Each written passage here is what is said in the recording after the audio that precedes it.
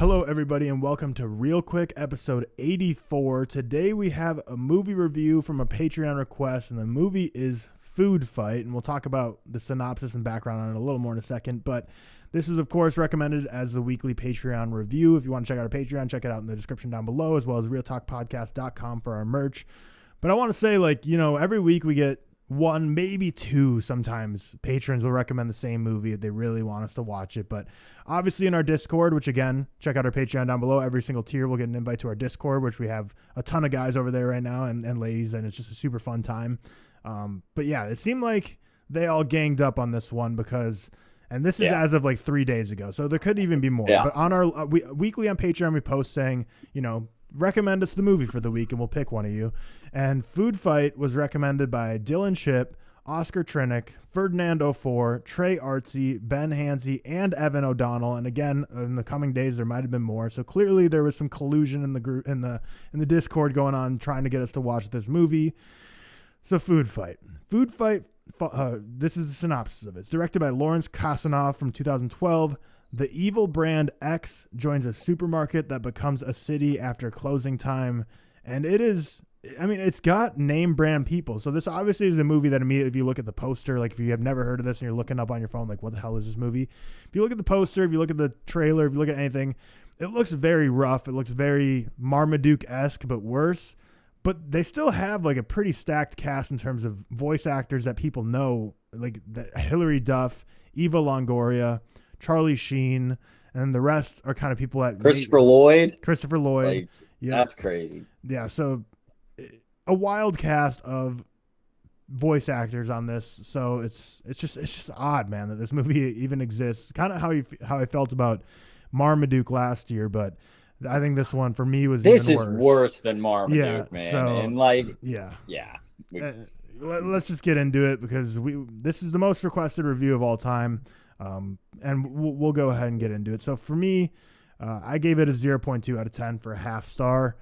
So it avoided the 0.1 because I kind of reserved that for movies I just think are abhorrent, which this is really, really close to being that. But I gave it a 1. Yeah, nice. It made me laugh one time, and that's all it gets points for. Do you give zeros, or is 1 the lowest you can go? I think I've given 5 zeros. Okay, so I think I've given just as many zeros as I've given hundreds.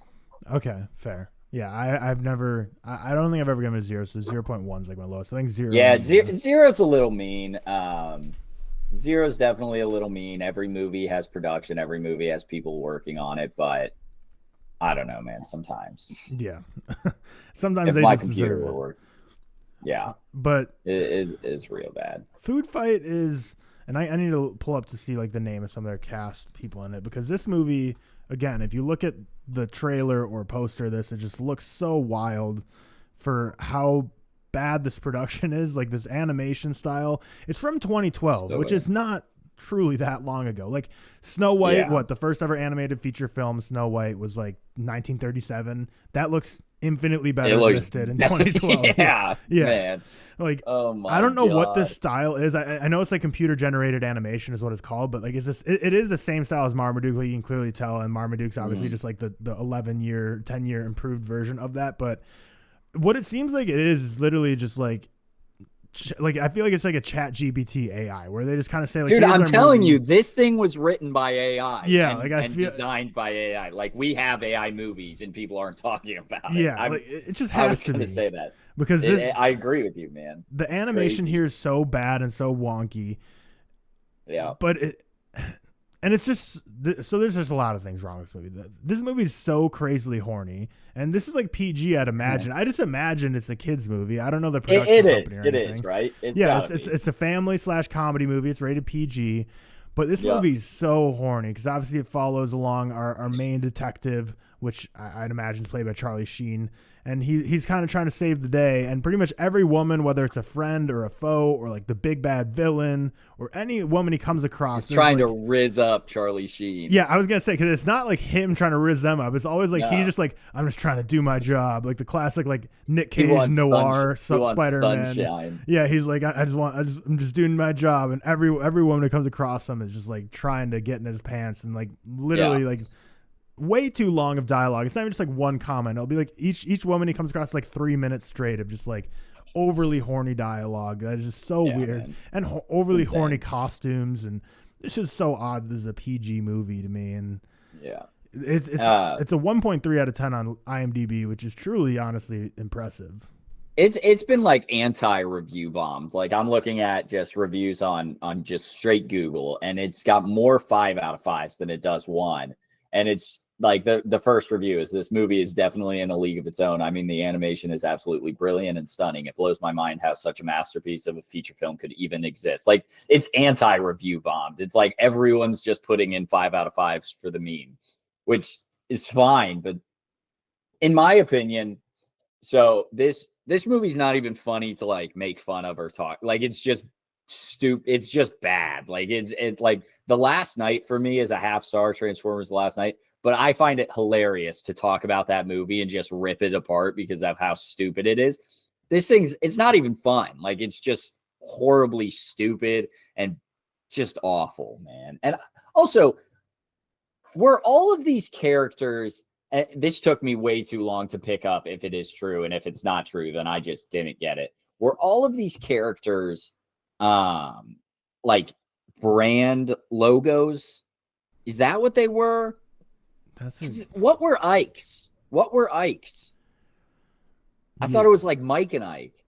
Yeah, I don't know. If that's the thing, I did not pick up on that, but I didn't get this because like yeah, and I don't want to look into it too deep. I'm not going to even Google the answer. If it's not the answer, I don't care. But the only recognizable food thing, there was a whale or a fish of some sort. If you look at the movie poster, there's a fish of some sort, and I thought that was like the tuna. Oh, so it's tuna.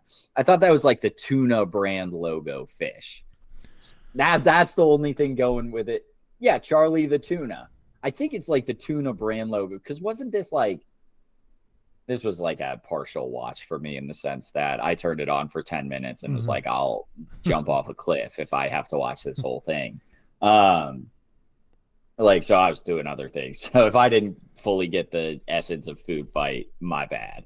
But I thought it was like they were food brands, and this Lady X girl wanted to get rid of all health food because there's something called a deservative, or what was it? Like it was not preservative, it was deservative or something, where it deserves it. Which fuck you, that's so AI, but it's just, I don't know, man. It's so stupid and bad and stupid. There's no other words for it. Yeah, I wouldn't be surprised if there's some like brand mirroring there, because kind of like the plot of this is like there's this brand X that comes into this supermarket and starts to try and replace all the brands of like the normal existing brands with brand X, which is like a generic brand, which this is like anti like great value propaganda or something from Walmart. Like I feel like this movie is like saying like cheap, affordable consumer brand products coming in and taking all the name brand spots. I'm like, well, what's even the message here? Is this just like big Pepperidge Farm and big Coca-Cola or something got together and like, let's make a movie about the horrors of affordable food coming in? But the scene that blew me away the most was Mr. Clipboard, who's played by Christopher Lloyd. When he enters the movie about 20 minutes in, it's nightmare fuel. Like I feel like they told AI to like computer generate like a boss that's like a Lex Luthor Joker cross, because he was like so quirky and like high stepping and laughing maniacally with his little clipboard, and I was like, this is pure nightmare fuel. It's horrible. Clipboard. Mr. Clipboard was wild. I'm sending you pictures of. I'm gonna put it for all the YouTubers. I'm putting on it's the same fucking logo too. Like they stole this shit from Starkist or whatever the tuna brand and they didn't even like move his arm or anything. So no, it's the same arm, the same glasses, the same face. I don't know if you can do that, or if they can, did they get like approval from Starkist for this? Because if you approve that, Starkist, you're stupider than your food. I'm anti-canned tuna, by the way, not a canned tuna guy. Well, so okay, the thing we talked about right before we clicked record that you noticed and I noticed as well is this film had a $65 million budget, and it made $73,000 at the box office. So the fact that they're using real food brand logos And the movie's all kind of about a generic food brand coming in and taking shelf space away from all the major food brands. $65 million budget, but only made $73,000. And this movie's awful. I think that this movie was like, put on your tinfoil hat. I think it was like Star-Kissed, Pepperidge Farm, all the big like food companies coming together. Miss And there's Buttersworth on the front of the movie. Oh, it's got the Vlasic Eagle. This thing's fucked. It's literally got all the IP of like big grocery, and I just feel like they were like, how are we going to be able to compete with Great Value and whatever Target's equivalent is, like Market Pantry or whatever it is, with the cheaper store brand stuff? Well, let's just make this $65 million movie. We'll split it 6 ways. We'll get $10 million each, and we'll just money launder it through this movie. And you can use that $10 million to try and reduce your prices to compete with these guys or something. I don't know what's going on here because they're using all these like. And the thing is, like, okay, I need to find the production company of this because with the big names, I was quickly scrolling through the Viva Pictures. Viva Pictures. Okay, interesting. I've never heard of them, but obviously, like, they have names attached. We know. So it started production in 1997 by animation studio Threshold Entertainment, but was released in 2012 by Viva Pictures. Kasanoff,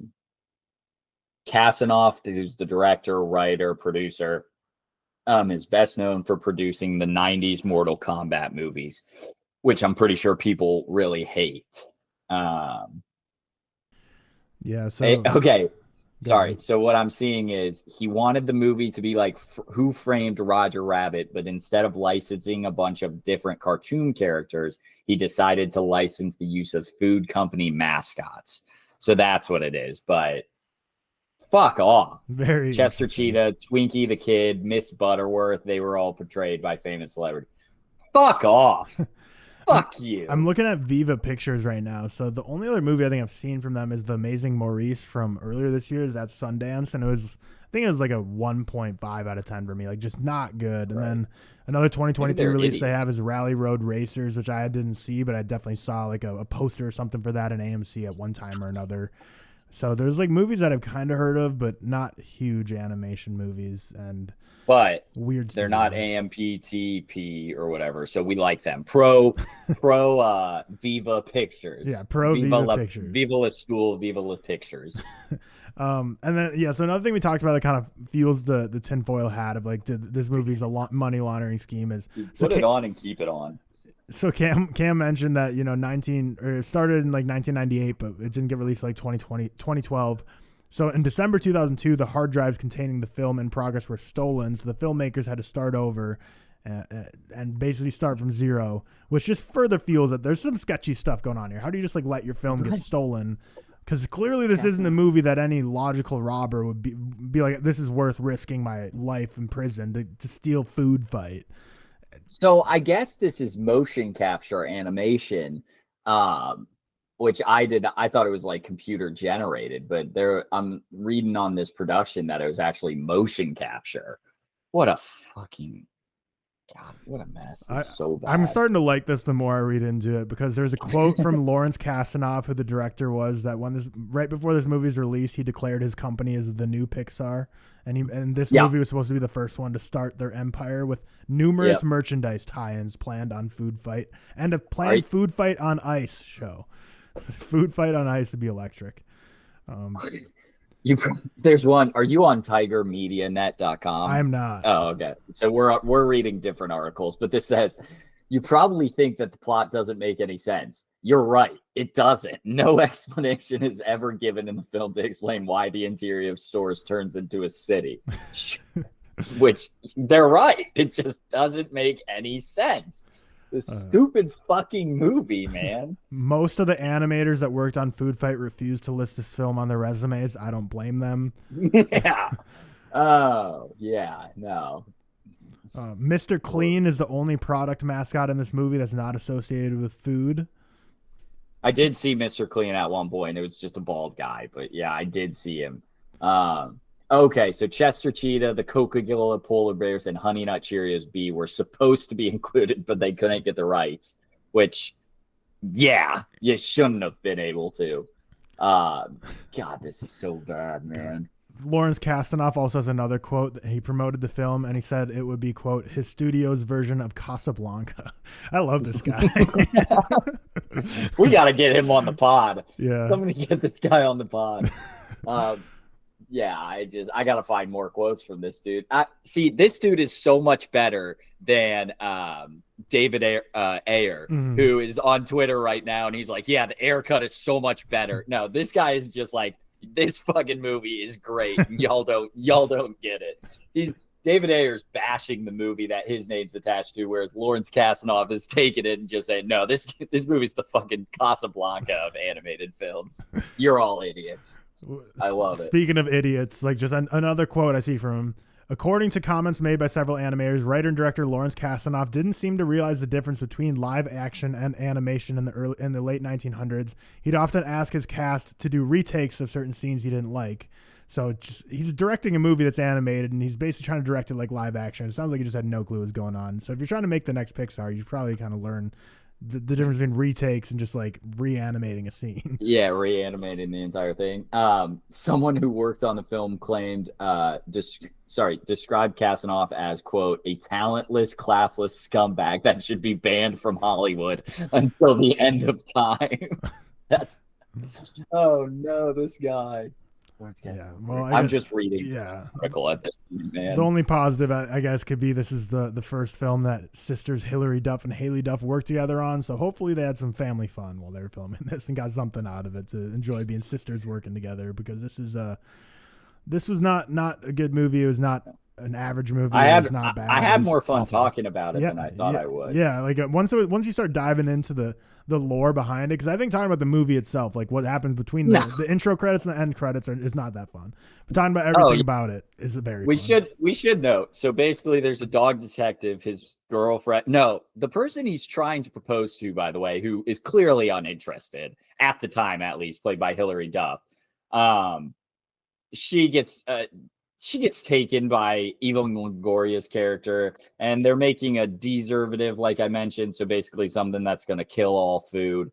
And speaking of, they talk a lot about tinfoil in this movie. They do mention tinfoil a lot. So put that hat right back on because there's something going on here.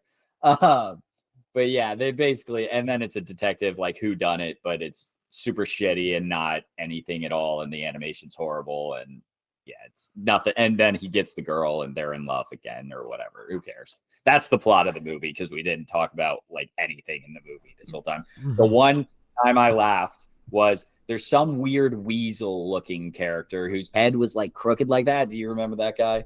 Not actually off the top of my head, no. That's fine. At one point there's something falling towards him and he said something like death, mild friend, welcome back or something like that, and then just gets killed. Like the big thing falls on him.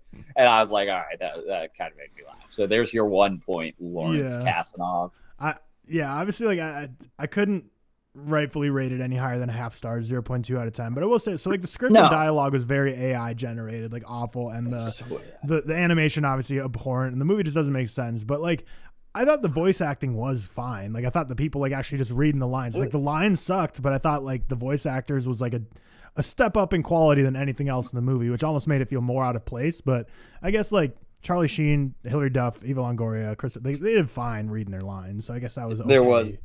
I was reading some sort of Reddit article on this.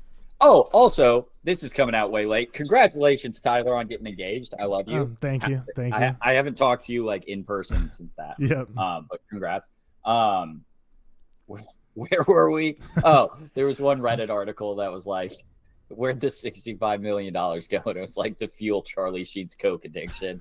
I was like, yeah, that's kind of funny. That made me laugh. But this whole thing fucking sucks, man. Yeah, maybe that's the ultimate final conspiracy you can take away from this movie is that this movie is the reason Charlie Sheen had downfall, because the only reason he probably did it was Lawrence Kasanoff promised him free drugs on set. But this movie took 15 years to film, that he was just always on set for all those years and got addicted to everything, and it ruined Charlie Sheen. In theory, this was supposed to come out in 2003, right? If it had the same cast, like that's a big cast for 2003, right? Mm-hmm. Hilary Duff has the whatever the Duff Show was, that animated show. Charlie Sheen's got 2.5 Men going, I think, around this time. He's kind of a big name in 2003, so that's good for the cast, man, getting that kind of cast. Well, I think we know where the 65 million went. At like 100% probably had to go to the actors. And they left them he told his animators like you thought Across the Spider-Verse had toxic culture. The freaking Lawrence Kasdan probably walked in with $20K and said, "I need a 90-minute feature film. What do you got?" Yeah. The very end of this article that I'm reading says, "I do not recommend it. I do not recommend it for children. I do not recommend it for adults. I don't even recommend it for prison inmates on death row. Don't give this film any attention." So we've fucked up, Tyler. We're giving it attention. Yeah, well, that's bad fucking movie. Yeah, I mean, we really just had no choice though. When 6 Patreons band together to tell us to review a movie, we're gonna listen. So take note, Patreon current patrons or anyone who's future patron. If you really, really, really want us to review a movie, use your political strength. Get in the Discord, start to drum up some support and get a campaign going and make a coordinated attack. Because if we're getting multiple recommendations, same movie, we can't help it. And also, I know they weren't able to produce weird schedule. You're going to see an episode with like just Seth and Kian. That's coming out. Whatever. Weird schedule this week. You didn't know Seth wouldn't be here, but make sure to get Seth to watch one of these because he'll just lose his mind over Foodfight 2012. Especially because Seth is the kind of guy who, like, no matter what the movie is a big, like, leave the phone in another room. Yep. Sit there. Like, I don't think he's ever multitasked during a movie. So, I did not watch it. Yeah, so I really want to see there's no way he'll ever watch it, but it would be interesting. So, yeah, that does it for ReelQuick episode 84. So make sure you go ahead and hit that subscribe button if you're watching on YouTube and follow us on Spotify, Apple, and check out the Patreon down below in the description. And we will see you in the next episode. Shout out again to the 7 Patreons who recommended Foodfight. It's always nice to add another 0.5 to the distribution. You can't let that column of your ratings distribution get ignored for too long. You got to add it every once in a while. This is my 100th 0.5 out of 5. So I guess thanks to those that recommended this for getting me over that hump. This is my 100th half star out of 5, not 5 out of 5. And with that, we close the episode. We'll see you in the next one.